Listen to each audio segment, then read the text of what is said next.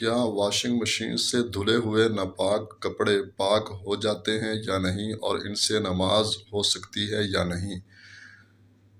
Washing machine में धुले हुए नापाक कपड़े पाक हो जाते हैं क्योंकि इससे ये होता है कि जब कपड़े धोए जाते हैं वॉशिंग मशीन में, उसमें साबुन या सर्फ़ का इस्तेमाल होता है। फिर वॉशिंग मशीन से निकाल कर बार-बार दूसरे पानी से उनको निकाला जाता है, धोया जाता है।